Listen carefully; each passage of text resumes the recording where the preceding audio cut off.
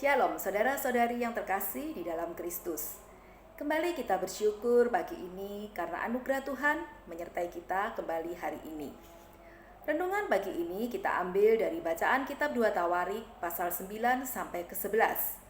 2 Tawarik pasal ke-9 tidak hanya menceritakan tentang hikmat dan kekayaan Raja Salomo, namun juga Raja Salomo dikagumi oleh pemimpin negara lain. Mereka mengagumi hikmat dan pengetahuan yang dimiliki Salomo. Dan seseorang di antaranya ingin langsung bertemu dengan Salomo. Dia adalah Ratu Syeba.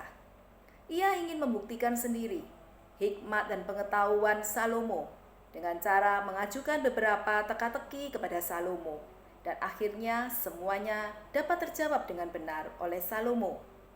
Hal ini menambah kekaguman Ratu Syeba. Juga ketika dia melihat Salomo mengatur kerajaan, pegawai, dan rakyatnya. Sehingga Ratu Syeba merasa sungguh hikmat dan kekayaan Salomo itu bukan isapan jempol, karena terbukti adalah benar. Sampai akhirnya Ratu Syeba percaya dan memuji kebesaran Allah.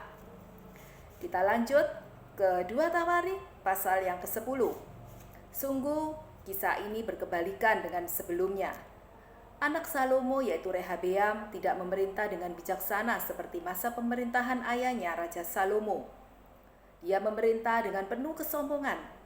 Dia menggunakan kekuasaannya untuk menindas rakyatnya melalui cara pemungutan pajak yang cukup tinggi, dan yang akhirnya berakhir dengan protes dari rakyat.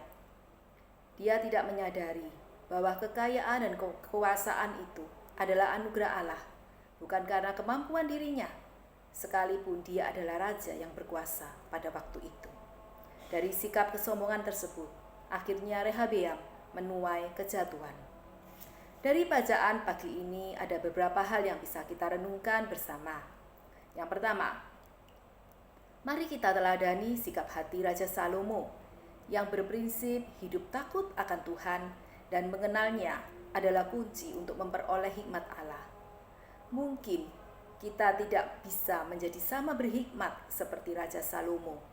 Namun, Tuhan itu telah mengaruniakan akal budi dan kemampuan yang bisa kita kembangkan sesuai dengan talenta kita untuk memuliakan nama Tuhan. Mari kita semua berusaha hidup takut akan Tuhan. Dengan demikian, hikmat Tuhan diberikan bagi kita semua. Seperti kata Amsal pasal 9 ayat yang ke-10. Permulaan hikmat adalah takut akan Tuhan dan mengenal yang Maha Kudus adalah pengertian. Yang kedua, kisah Raja Rehabeam menyimpulkan bahwa kesombongan adalah awal dari kejatuhan seseorang. Sesungguhnya, adakah sesuatu yang pantas kita jadikan dasar untuk bersikap sombong? Apakah kita juga punya alasan untuk sombong dengan apa yang kita miliki saat ini? Saat keberhasilan, kekuasaan, atau popularitas menghampiri kita, ingatlah, jangan pernah kita bermegah di atasnya, karena semua pencapaian itu hanya karena anugerah Tuhan.